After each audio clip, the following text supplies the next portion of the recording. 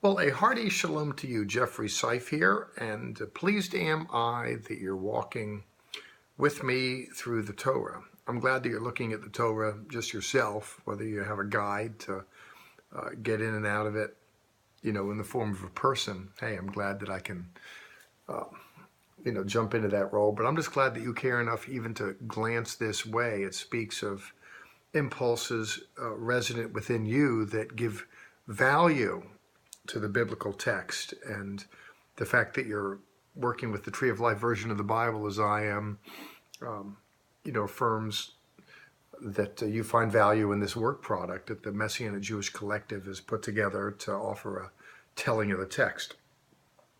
We are looking at Parashat Korach this week. We're looking starting in Numbers chapter 16, and it's a real tough one. This is where Moses, if you can imagine this, Moses deals with the mutiny on the Bounty. These hotshots get in his face and say, Mo, you're going too far with all this, baby. You're not the only one around here that hears from God. I want to begin just by looking at the text, and I want to reflect with you a little on the nature of rebellion. It's not a good story today, but, we deal with rebellion. There's a lot of angst in culture, a lot of throwing off leaders. Oh, goodness, we live in a world today, we vote. We prop up our leaders and we throw them under the bus in reasonably short order. It is just so common. Well, here we're told in chapter 16, verse 1, Korah, we're told that he was an elite and he gathers together other men of renown.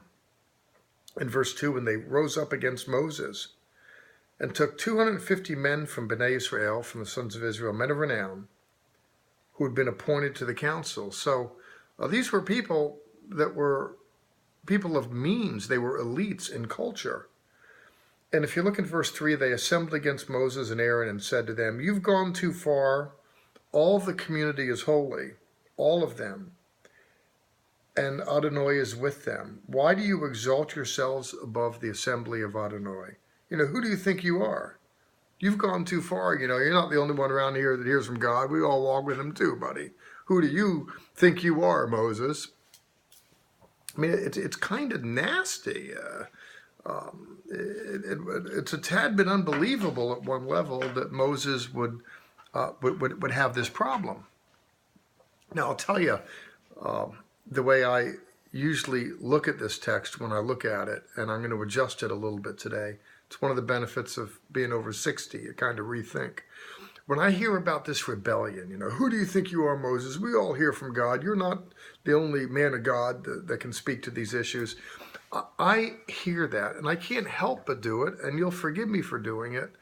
I hear that within the context of the kind of chagrin that pastors get. And I get that because I've been in ministry for a long time, and, it's hard to lead a community.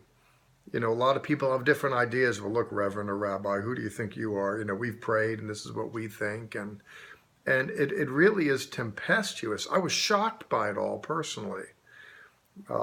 I just couldn't believe how ministers were walking targets. And, I've long said the only way to avoid criticism is to say nothing, be nothing, and do nothing. Then everyone leaves you alone, but you're not really afforded that luxury if you're in leadership. And so pastors just invoke a lot of ire. All leaders do in all vocations. In all social settings, leaders are critiqued mercilessly. And I'm used to it in a religious setting because people give free vent to their disconsternation. It used to be people were a little more respectful toward authority and religious authority too, but anymore today it's less the case. I've long looked at the text where Jesus said, "I'm the shepherd and you're the sheep." And if that's the paradigm for pastoring, I thought, well, that's the difference between me and Jesus, because, I've just shepherded cats. They all have a mind of their own and don't necessarily want to follow. And it's been like that in many ways. So when I look at Korah's rebellion, I think of it in the context of not listening to religious authority. And I do that because they make it a religious issue. We hear from God too, Moses, and, you're not the only one around here. Why do we all have to just listen to you? We should be able to vote and weigh in and decide how to do that. Different congregations have polity, means by which decisions are made and how power is shared. And I'm used to looking at this text within the context of my own experiences and the experiences of people I've had conversation with. But I think that's a little lacking. The reason why I say that is, while it's a religious issue here, hey, Moses, we all hear from God, and, why do we just have to listen to you and everything? Here, it's not so much the question of what the church ought to do or what the synagogue ought to do, how we ought to do our worship service. The reason why I say that is all that's mandated, all that's structured, and there's no synagogues back here. And furthermore, when you look at numbers, there's no separation between church and state.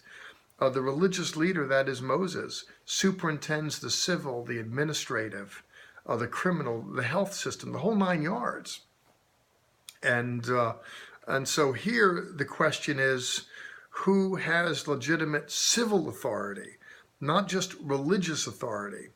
The reason why I say that again is because they're fused together here. In this ancient world, they're separated in modernity, where there's a separation between church and state and synagogue and state. There is no separation here. So it's not just a religious issue, though it's framed in religious language. We all hear from God, and we all should be able to make decisions about what God is saying. It sounds like just a religious contextual issue, communal issue, but it's more than that, because religion was more than that. And I mention that because this is thus broadened to see it's a rejection of civil authority, not just religious authority. And I do think, by the way, that it's a word for our day, principally because we live in a world today where civil authority just gets beat up. Now, let me just kind of play my hand a little bit. I'm a Trump supporter more than I am a dissenter. I mention that because I think we need a guy like him to get in there and shake it up and turn it around. And I know that he's drawn a lot of ire, as any leader would, and people just go after him savagely.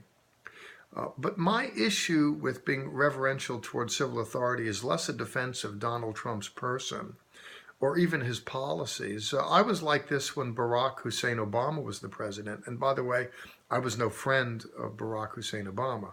I was no friend. I thought he was a nice enough guy, but I just lived in a different philosophical world, a different religious world, a different social world than he. And so I just drew upon different values and looked at situations through a different lens. And so he was always coming up short in my estimation. Well, not always, but a lot of times. And I would watch people from the religious side of the house just go after him with verve.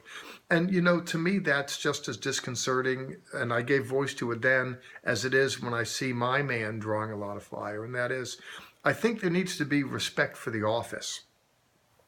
The office that Moses has here, it's an anointing. He came by it legitimately. He was called into it. He was ordained into it. He was ratified into it. And so it is.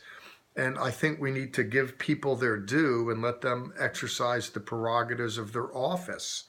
There are ways that we, in our culture, where there's no monolith that's imposed, we don't live under a dictatorship, we can conversate. Legislators meet, we can banter things around. But I think we need to be reverential toward those whom we appoint as leaders.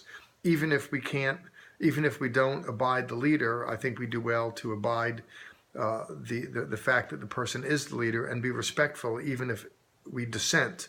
There's a way to do that. It's one of the things that I like about military culture or police culture where I have experience. It's not a question always of who's right or who's wrong. It's a question of who's who. That is, who has rank. And people deal with each other with respect to that.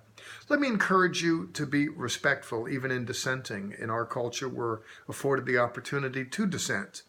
But there's a way to do that that's gentlemanly. There's a way to do that that's womanly. There's a way to do that where we're not just part of a rabble casting aspersions at someone obnoxiously. So take that to heart. Look at Numbers 16 and read on chapter 2, and you'll see what becomes of those who are minded to foment rebellion. God bless you. Jeffrey Seif here. Thank you for looking my way this day, and I'll see you next week. Ciao.